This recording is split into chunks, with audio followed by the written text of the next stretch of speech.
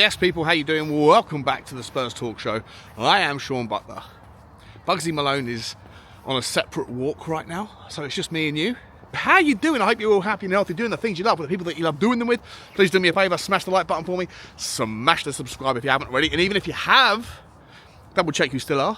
Shenanigans are afoot. Hit the notification bell and drop a comment. Let me know your thoughts on today's topic. And guys, it's going to be a quick one because there are no real new transfer news, views and clues to get through.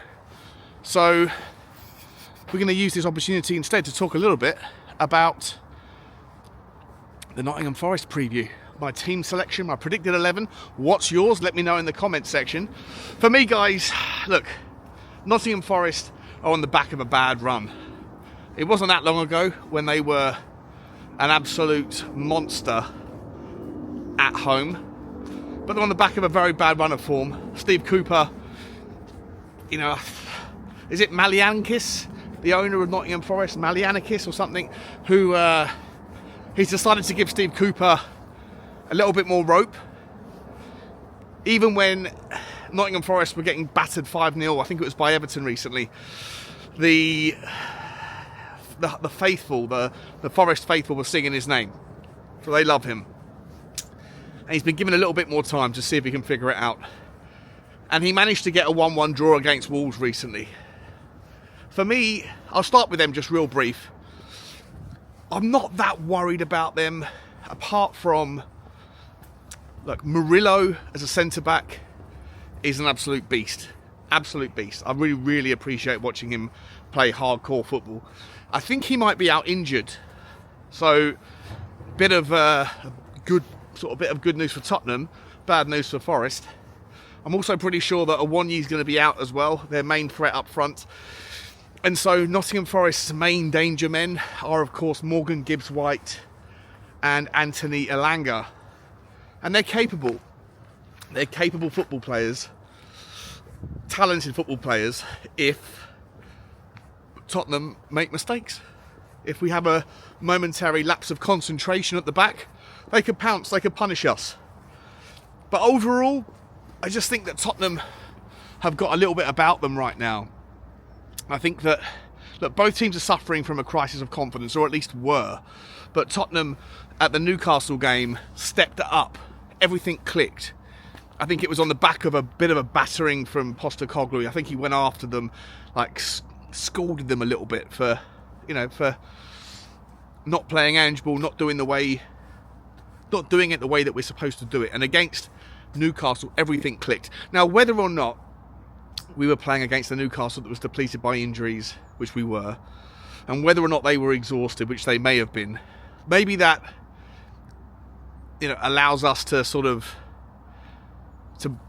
to maybe get caught up in it a little bit, and maybe Tottenham flatter to deceive a little bit. I don't know. We'll find out, right? We'll find out against Nottingham Forest whether this latest version of Tottenham, and let's be honest, there's been several different versions of Tottenham, but the latest one, whether that one is something that we can get behind and we can have confidence going into the new year before we get Van der Ven and Maddison back. I don't know.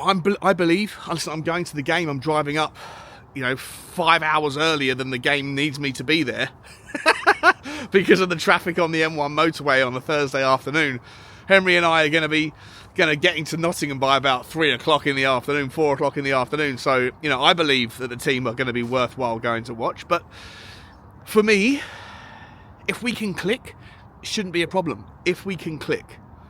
But I don't remember too many games recently where everything clicked. We've always got a lot of possession, but it's either by hook or by crook. Results have come our way either from us, not taking our chances and the opposition taking theirs. And if that happens again, it's trouble. If we don't create anything at all, then it's trouble. If we have possession, we create chances and we convert them, then I think we're a match for anybody, certainly Nottingham Forest away from home.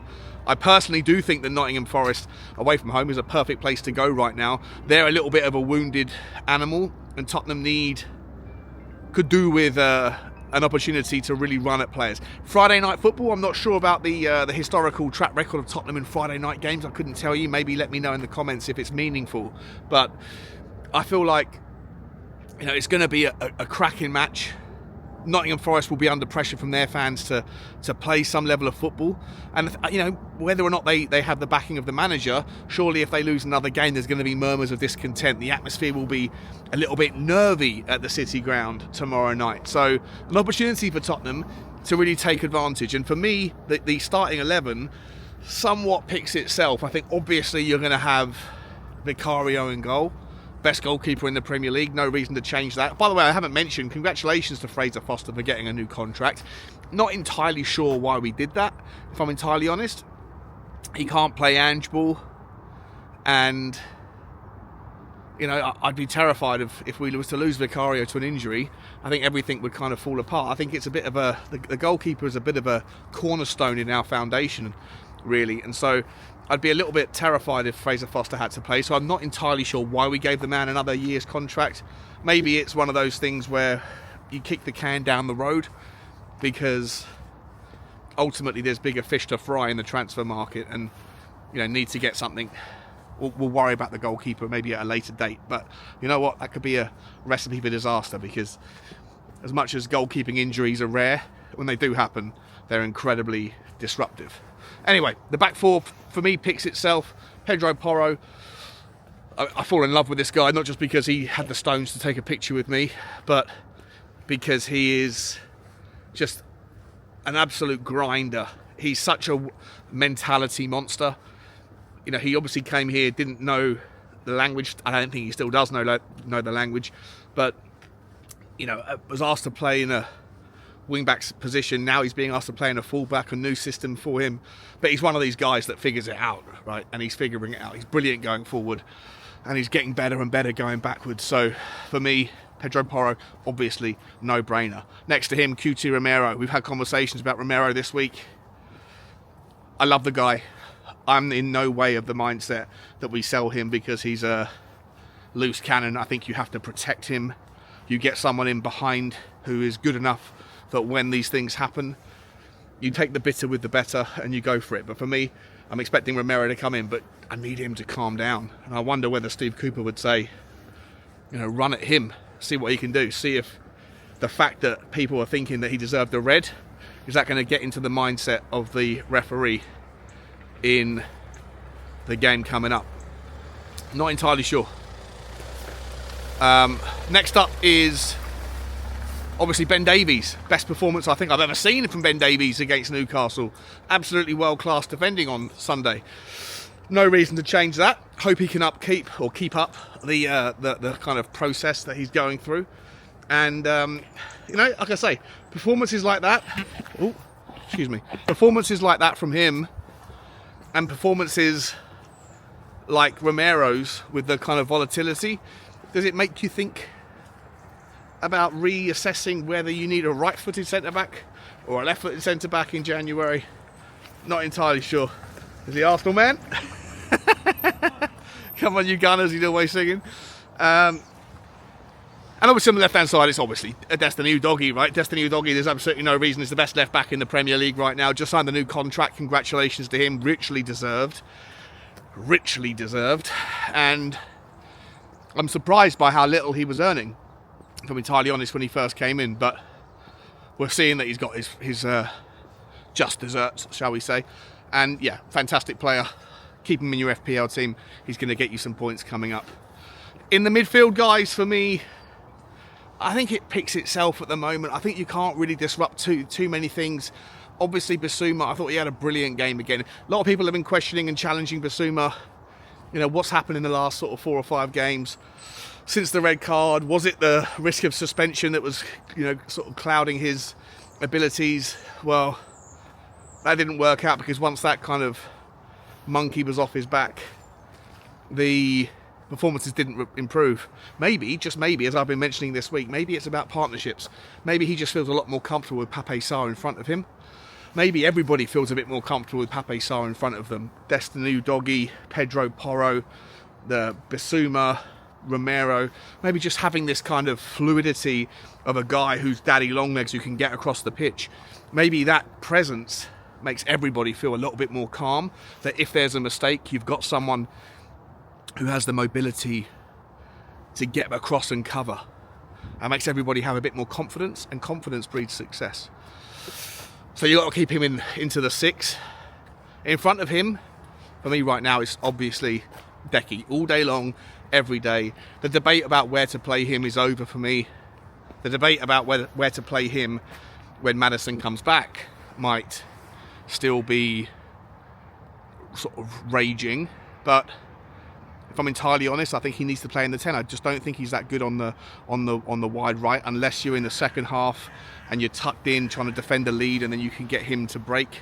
But I think Brennan Johnson, who I'm going to come to next, is the obvious choice. We've seen him play his best minutes on the right hand side. Enough of BJ on the left, put BJ on the right, put Decky in the 10. We've still got a couple of months until Maddison gets back, so we can kick the can down the road around what to do with Decky when Maddison gets back until February.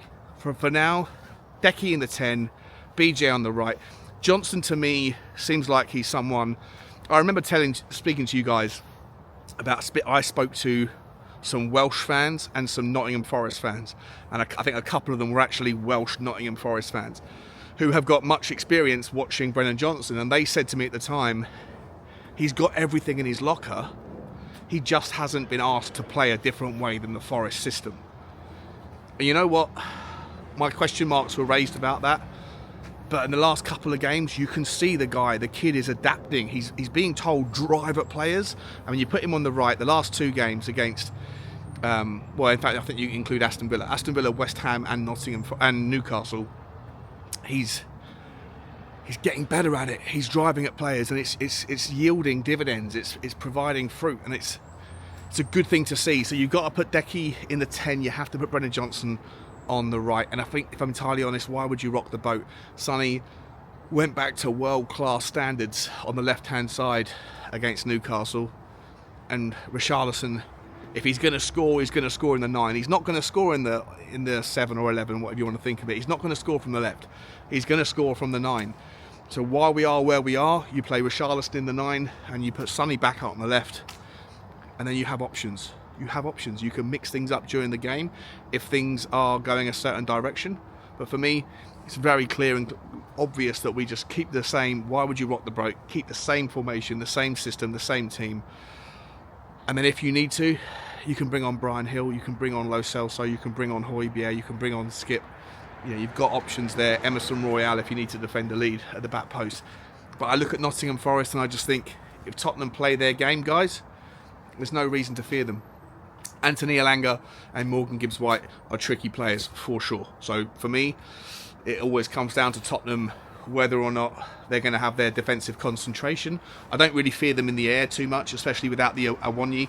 And also without Awoniyi, I don't really fear them on the break quite as much. He was their key player, their cornerstone. And without him, I think Tottenham will have 65% possession. And it's about whether we can convert.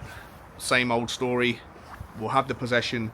Are we going to create, and are we going to convert? And for me, going away to Nottingham Forest right now is the perfect fixture. I'm going to go to it with Henry. You'll be getting your footage and your content from the game. Let me know your thoughts, guys. For me, my prediction is Nottingham Forest 1, Tottenham Hotspur 3. I do think we'll concede. I think we're going to score first. I think they'll equalise, and then I think we're going to go on and put 3 past them in the end of the day. Sonny to score, Richarlison to score, and one of those 2 to score a second goal. Maybe Richie. And then everyone's going to say that Sean Butler's in the mud because he hated on Richie for the last year. And I'll say, I'm still right. I'm just not right now. If that makes sense. Like, subscribe and comment, guys. And as always, come on you Spurs.